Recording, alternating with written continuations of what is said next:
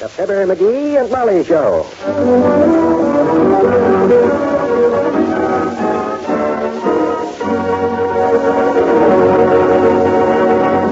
What's going on in the world?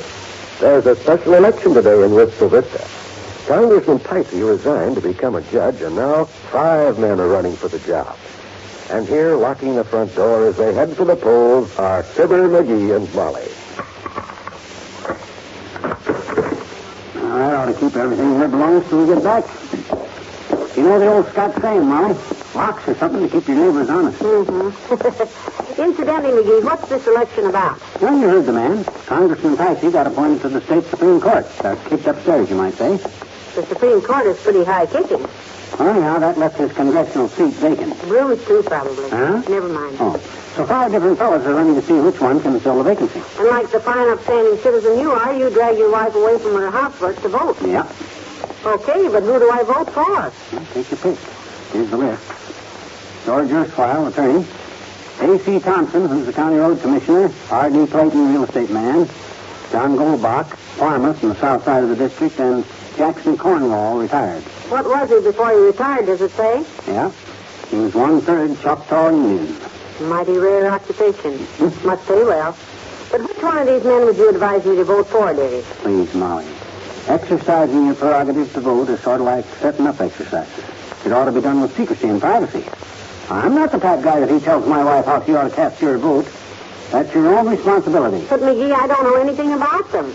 What should I do, close my eyes and stick a pin into the lucky candidate? No, you don't have to do that. I'll give you a rundown on their qualifications, if any, and you just pick the best man, or the least worst man, if you'd rather phrase it that way. All right, tell me, now, what about this man Thompson, the county road commissioner? Well, I've met him, and he's the kind of guy that has all the answers. Don't know a single question, but he's got all the answers. I remember one time Hi, Mr. McGee. Hi, Miss McGee. Hi. Oh, hello there, Hello, Jeannie. Jeannie. I just saw your mother standing on her front porch with her hand shading her eyes. Yeah, and a searching look on her face. Mm-hmm. Looks like. Where you been, sis? I saw the boogeyman, I bet you. Ah, you're too old to feed us any of that stuff. We're too old to swallow it. You didn't see any boogeyman. I did, too. Oh, no, you didn't. Oh, yes, I did. Oh, no, you didn't. Oh, yes, I did. Oh, for goodness sakes, McGee, give in. The polls close at 7, you know. Okay, sis, you did see the boogeyman. But where'd you see him? In front of witnesses? And did they see him, too? Will they testify to said phenomenon? Is that... Please, Mr. McGee, one question at a time. Oh, sorry. I saw the boogeyman down at the Beansy Theater. There was a couple hundred other witnesses, and they all screamed in the same place as I did. I see. McGee, that's the name of the new horror picture. Oh. Starring Carl Hoff and Lou Grossi. Mm-hmm. Well, gee whiz, sis, why didn't you say so? Well, anyhow, isn't that picture kind of old for you? No, Mr. McGee. It's not old. No? Mm-mm. It just came out last week. I gotta go now. Bye. Bye-bye. Bye. Jamie, we ought to drop in at the Bijou after we vote. Which brings us back to those congressional candidates and which one to vote for. You better tell me a little more about them. All right. Let's consider George Erskine. Now, he's an attorney. Most members of Congress are attorneys on account of the main business of Congress is to pass laws. And make speeches. Yeah. Sometimes a congressman has to talk for 24 or 36 hours on end. Sounds endless. That's what they call a filibuster. Now, keep reading that word. What does that mean, anyhow? Filibuster? Well, it comes from the Greek, my dear. Fila meaning friend and bluster meaning to shoot off one's mouth. A filibuster to keep shooting off your mouth till you haven't got any friends left.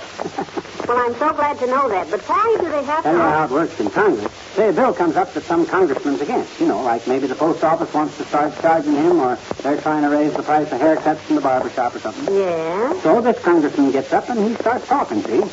And he keeps yakking away. Oh, maybe for 3 or 4 days. So finally, the post office folds up and the barber shop agrees to give free shoe shine. Isn't that interesting? Well, does it really work?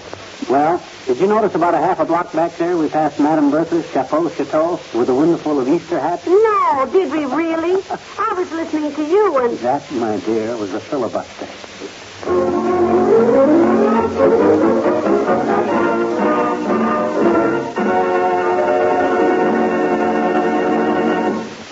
Jackson Cornwall, retired. Mm-hmm. George Erskine, attorney at law. John Goldbach, farmer.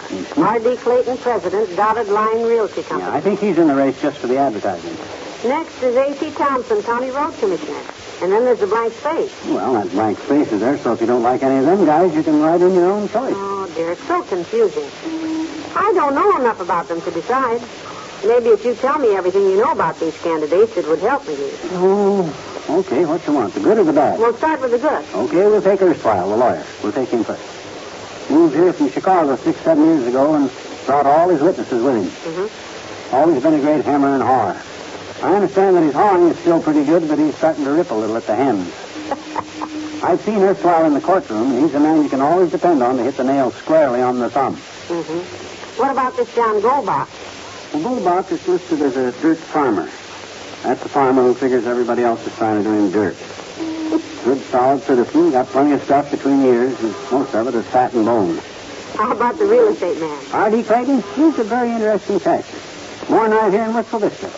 Left home at the age of 10 with 30 cents and a bone-handled knife riding a borrowed bicycle. Next heard of in Blytheville, Arkansas, where he traded the bicycle for a mule and the mule for a racehorse, and he came back home in 1930 driving a Cadillac and smoking dollar cigars. Sounds like a businessman, all right. Yep. He went in the real estate business in 31. Bought a swamp at the edge of town, pumped the water out of it, and sold it to the city for an airport just before the fall rains came. Oh, no, I'd say R.D.'s time. Hello there, Molly. Hiya, sonny boy. Wither away. Hello, Dr. Gamble. Wither away yourself, Tubby. You can stand it. Where you going, Pickle Nose? We're on our way to vote. Only I'm having a tough time trying to make up my mind which candidate should get my ex. Well, they say a woman never knows what kind of a hat she doesn't want till after she's bought it, Molly. And I sometimes think it's the same with Congressman. Well, McGee won't help me, though, Doctor. He says every citizen must make up her mind by herself. Well, this is one time I agree with him, Molly, which frankly frightens me a bit. Ordinarily, we're intellectual opposites, of course. What you mean by that? I'm intellectual and you're the opposite. It so happens that I'm going to cast my vote, too. Come on, I'll walk along with you. Okay, you know any guys who are running, Doctor? Yes, 4 of them are patients of mine. Oh, that must make it hard to decide who to vote for. Not at all. Of course, a physician looks at these matters in an entirely different light than you laymen. Oh, he does, huh? Give us a for instance. All right. We had occasion to test George Erskine with a lie detector in the hospital last week, and the machine showed that he was lying even when he wasn't saying anything. How about this Mr. Clayton? Ah, man full of gratitude. I did that fellow a favor 10 years ago, and he's never forgotten it. Oh? But just the other day, he came over to see me. He came back to repay you, huh? No, he needed another favor, and he thought of me immediately. What would you say about Jackson Cornwall? Oh, yes. There's one thing that's been bothering me about him, Doctor. How can a person have 1/3 Indian blood? Very simple, my dear. His mother was anemic. Oh. I think. Cornwall's a nice fellow, and he means well. His aim in life is very good, but unfortunately, he's got no ammunition. Which one are you voting for, then, Doc? Don Goldbach gets my ballot. Oh, he's your favorite, is he, Doctor? Favorite? I don't even know him. But the other 4 are all patients of mine. You don't think I'm going to send my patients to Washington where they get free service from those government doctors, do you? Well, grab yourself a voting booth, kids, and remember, never send a customer to Congress.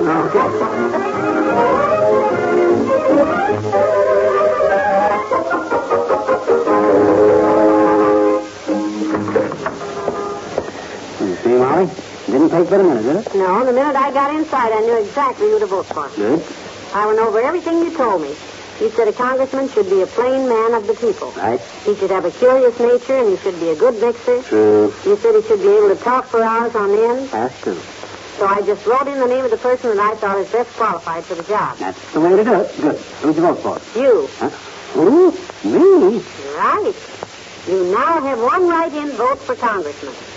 Oh, well, give it to Good night. Good night, all.